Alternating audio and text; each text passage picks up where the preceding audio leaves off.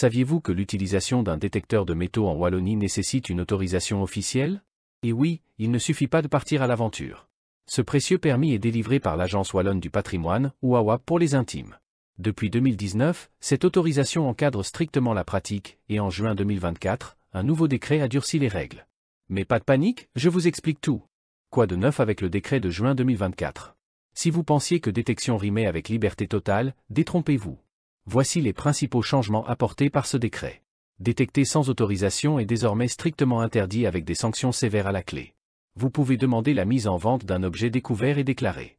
Une belle opportunité si vous faites une trouvaille intéressante pour l'histoire. Les rassemblements non autorisés sont bannis. Vous voulez organiser un événement? Tout est limité, 100 participants et 5 hectares maximum. Ces mesures visent à protéger notre patrimoine tout en récompensant les passionnés respectueux des règles. Le permis de détection, comment ça marche? Étape 1, la séance d'information obligatoire. On commence par une séance d'information organisée par l'AWAP. Ces formations se déroulent en présentiel ou en ligne via Teams. Une fois inscrit, vous recevrez un justificatif de participation. Ce document est le sésame pour passer à l'étape suivante. Étape 2, la demande d'autorisation. Direction le portail Mon Espace Wallonie. Les résidents wallons peuvent se connecter avec leur carte d'identité ou l'application ITSME. Non-résidents? Pas de souci, des kits de connexion sont disponibles dans certaines communes proches des frontières. Coût, 40 €, à payer lors de votre demande. Délai, environ 45 jours pour recevoir votre permis, une carte en plastique pratique au format carte de crédit, valable 12 mois et renouvelable sans nouvelle formation. Étape 3, déclarer ses sorties.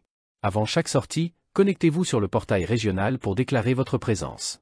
Vous utilisez la carte interactive Wallon Map pour vérifier les zones autorisées et éviter celles protégées ou interdites. Sortie en groupe? Jusqu'à 10 personnes, vous êtes libre avec une simple déclaration. Au-delà, une autorisation spécifique est requise et soumise à des règles strictes.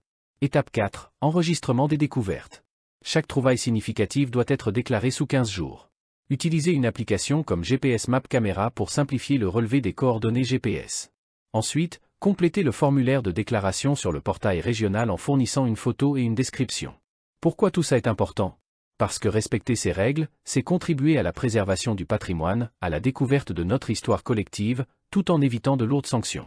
Avec plus de 1200 permis délivrés depuis 2019, la communauté des détectoristes en Wallonie ne cesse de croître, preuve que ces démarches valent le coup. En résumé, obtenir votre permis, c'est simple si vous suivez les étapes, et c'est essentiel pour une pratique légale et enrichissante. Alors, prêt à vous lancer? Visitez le site de l'AWAP et rejoignez cette grande aventure.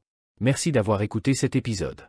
Si vous avez aimé, partagez, abonnez-vous et retrouvez tous nos guides et astuces sur notre site web. À bientôt pour une nouvelle exploration sonore de l'univers fascinant de la détection.